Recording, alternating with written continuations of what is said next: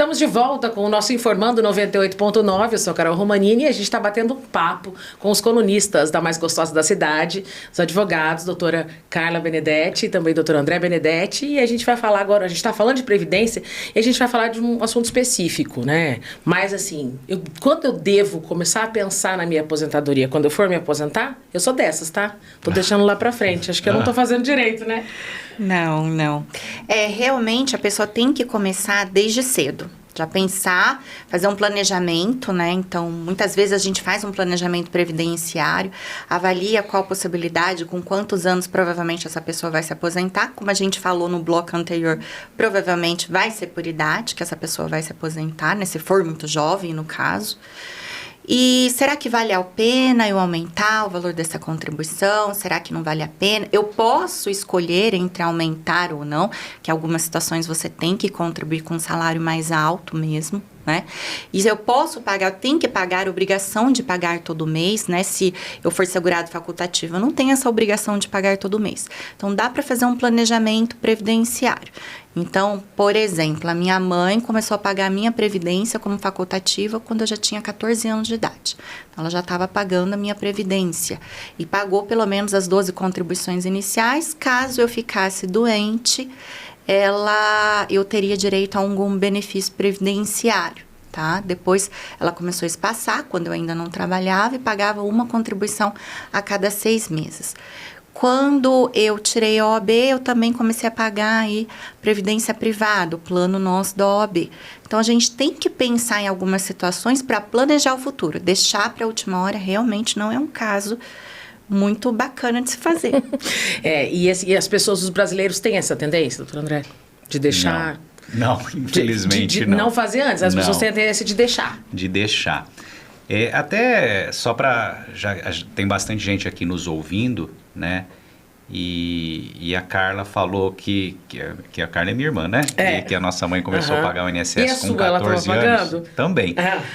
De todos os irmãos, né? Mas antigamente teve um período que podia começar a pagar com 14 anos. Hoje não pode, tá? Só falando que às vezes a pessoa tem um filho com 14 e começa a pagar e não pode. Hoje é com 16, né? Que pode iniciar. Aproveitei aqui, né? Claro, porque senão a pessoa ouviu e falou, vou começar com 14. A pagar, Não dá, hoje é com 16.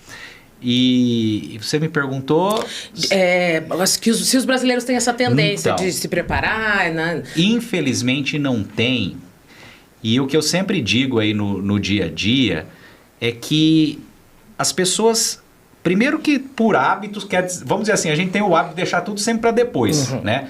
Mas nunca pode esquecer que um sistema de previdência, você está tendo uma proteção por aqueles problemas que você não quer que aconteçam, por benefícios por incapacidade, por um eventual invalidez, até por uma pensão por morte. As pessoas parecem... É claro, ninguém quer pensar nisso, né, Carol? Ninguém quer pensar... Em tragédia, em coisas ruins. Quando eu vou ficar doente. Exato, mas você tem que ter essa proteção. Eu percebo muitas vezes no escritório que até pessoas já com uma certa idade, quando a gente fala de uma aposentadoria por idade, a pessoa tem que ter pelo menos 15 anos de contribuição, senão não se aposenta nem por idade. E é muito comum você atender pessoas já com bastante idade que não tem e também fala assim... eu não vou pagar mais porque não compensa. Eu acho isso quase sempre uma grande bobagem. Por quê? Naturalmente, quando a gente vai ficando mais velho, a gente vai tendo mais problema de saúde. É normal, depois dos 40 anos, você começa a ter problema de saúde que você não tinha com 20. Tem uma dor na lombar que você sofre. Exato, vai piorando. Então, se a pessoa ela começa a pagar o INSS, mesmo que ela pensar, aqueles pessimistas que falam, mas eu não vou pagar 15 anos que eu não vou chegar até lá. Bom, mas se ela não chegar até lá, só se ela morrer assim de forma repentina, mas se ela ficar incapacitada, ela vai receber por doença. Então, de alguma forma, ela vai ter um retorno nesse INSS que está sendo pago. Então, eu estou dizendo isso aqui para o pessoal que está nos ouvindo, até para fazer um incentivo no recolhimento previdenciário. Porque às vezes a pessoa acha que não vale a pena pagar mais. Eu não paguei agora, tem que pagar 15 anos. Não vale a pena. Pô, a não ser que vai ficar... Só se ela morrer de uma hora para outra. Mas ainda assim vai deixar ali que ela vai morrer, né? Senão ela vai receber ou por doença ou por invalidez ou vai chegar nos 15 anos pagos. Então sempre vale a pena pagar INSS. E essa falta de tempo de contribuição, às vezes a falta da carência mínima até para aposentadoria por idade. Muito embora, quando eles vêm até o escritório, a gente avalia, você trabalhou na zona rural? Às vezes aquele periodinho ali, que trabalhou muito tempo na zona rural, juntando com um pequeno período urbano, dá direito à aposentadoria. Mas a grande maioria, quem que geralmente é mais prejudicado? São as mulheres, porque muitas ficaram cuidando do lar e não tomaram a precaução de pagar a previdência ainda como facultativo. Então, o que acontece? Chega, meu marido aposentou, também quero me aposentar. Mas o marido, de repente, está registrado lá, então ele obrigatoriamente estava pagando previdência. Essa mulher não, e por isso que existe aí uma política de ajuste de prejuízos para que ela se aposente mais cedo, porque a dificuldade dela se ascender no mercado de trabalho e de se manter no mercado de trabalho ante as tarefas domésticas é muito maior. Mas um recado que eu deixo para essas mulheres ou para esses maridos: contribuam para a previdência da sua esposa que está cuidando do seu lar, dos seus afazeres, para que ela também possa se aposentar no futuro. Porque muitas vezes eles ficam só, como eu já estou aposentado, né, eu já estou pagando, e ela, né, vai estar sempre ali, né, e na verdade não acontece. Acredito até que foi mais ou menos o que aconteceu com minha mãe, que acabou ficando daí acaba tendo o benefício, que consegue um benefício, mas não é uma aposentadoria. O BPC, o LOAS, né, aquele benefício assistencial quando não tem esses 15 anos que a gente falou, né? Aí tem direito àquele benefício por idade aos 65 anos de idade, se não tiver outra fonte de renda, né? E aí qual que é a diferença, então, para as pessoas que não sabem? Lembrando que a gente está falando aqui para os nossos ouvintes da Paiqueria FM 98.9, mas nós também estamos por vídeo, através do YouTube e também do nosso portal paiqueriafmnews.com.br. Sim. A diferença é que o benefício assistencial, ele não é uma aposentadoria, né? Então, para a pessoa se aposentar por idade, tem que ter 15 anos pago.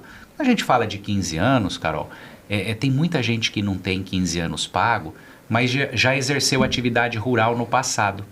Então, a pessoa, quando ela vai pedir a aposentadoria, para atingir esses 15, ela pode pegar um tempo de contribuição na cidade e somar com o tempo de contribuição da zona rural. Eu acho que isso é importante a gente falar, porque Londrina é uma cidade, né, assim, nessa situação. E justamente essas pessoas que estão ali perto da idade, 62 mulheres e 65 homens, são pessoas que eram trabalhadores rurais. Muitos eram trabalhadores rurais, né?